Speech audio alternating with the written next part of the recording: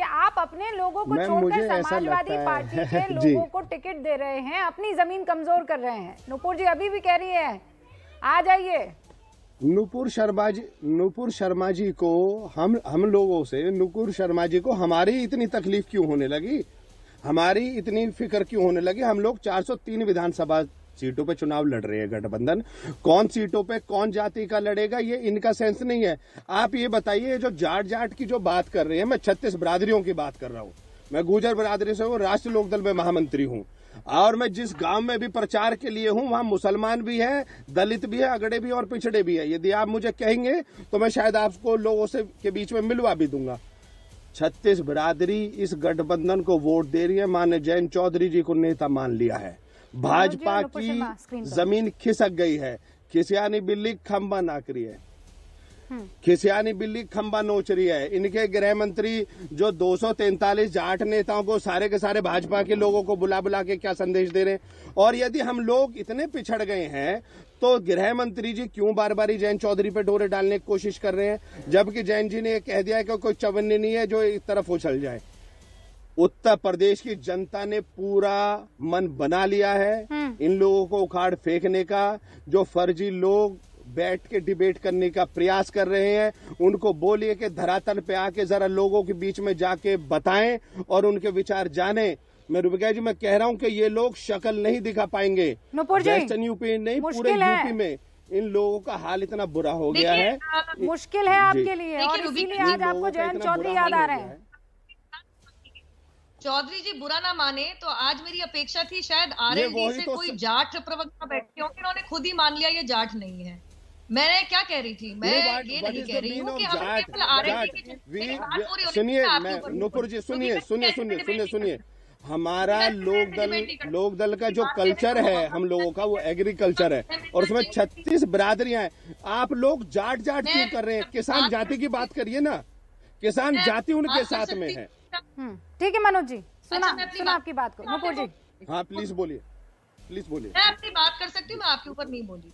मैं सिर्फ आरएलडी की बात तो नहीं कर रही थी, मैं तो जाट समुदाय, पूरे जाट समुदाय के समर्थन की बात कर रही थी।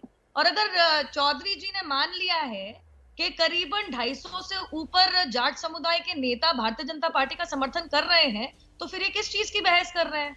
मेरा तो मुद्दा ही यही था कि जाट समुदाय के लोग राष्ट्रवादी सोच के भाजपा के पदाधिकारी हैं, रजिस्टर्ड पदाधिकारी हैं, रजिस्टर्ड पदाधिकारी हैं, इनके बूथों के अध्यक्ष हैं। मनोज जी एक एक करके क्योंकि सुनिए, आप लोग जिस नेटवर्क से मेरे साथ जुड़े हुए हैं उसमें अगर एक दूसरे के साथ बोलेंगे तो ना तो मैं आपकी बात सुन पाऊंगी, ना नुपुर जी की बात सुन पाऊंगी। भानु जी 1 सेकंड में आ रही हूँ आपके पास। नुपुर 20 सेकंड में बात कंप्लीट कीजिए। मलूक जी और सुनील सिंह का फिर मुझे ओपनिंग रिमार्क देना। हाँ देखिए, जाटों के जाट भाइयों के और जाट समुदाय के भले की बात है तो चौधरी साहब तो मेरी बात सुनना ही नहीं चाहते। वो चाहते ही नहीं है कि जाट भाइयों की कोई भी बात, हम उनके समुदाय की भले की बात कोई सुन पाए।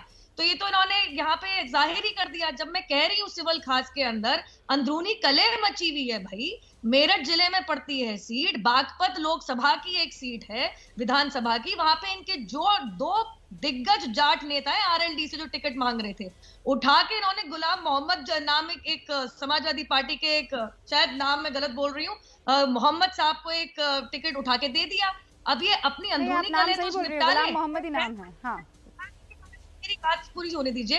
6 मुजफ्फरनगर के 6 सीटों में से 5 जो आरएलडी की झोली में आई थी, उनके अंदर से 4 तो उन्होंने समाजवादी पार्टी के कैंडिडेट उतार दिए। अरे भाई नुपुर शर्मा, लेकिन इन दोनों का भरत मिलाप हो गया है। दोनों एक दूसरे को पसंद करते हैं।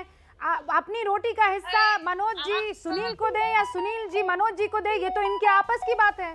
आपको दिक्कत होनी नहीं चाहिए। हमारे देखिए, एक बात सुनिए रूबिका जी, ये तो बहस चल रही है क्या ये लोग भाजपा नहीं करते? तो मैं तो वो बता रही हूँ जो मैं सुर्खियों में और आपके मीडिया हाउसेस के द्वारा पढ़ रही हूँ।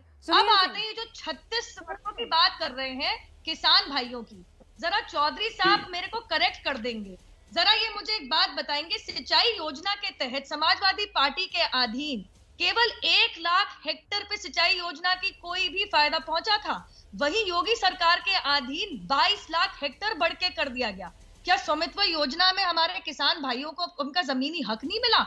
और चलिए अब जरा गन्ना मूल्य जी, भुगतान का ही पन्ना पढ़ उसके के आप ऊपर ही आ बता तो जाते रही हैं। हैं और सबको सुनाई दे रहा है, समझ में आ रहा है। गन्ना भुगतान, ये तो हम भी कितनी दफा कह चुके हैं कि 1,50,000 नहीं, वो जो गन्ना मेरे को भुगतान बोले हुआ तो है ठीक है जी।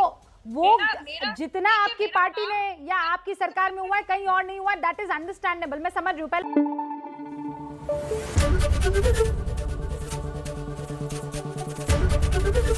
एबीपी न्यूज आपको रखे आगे।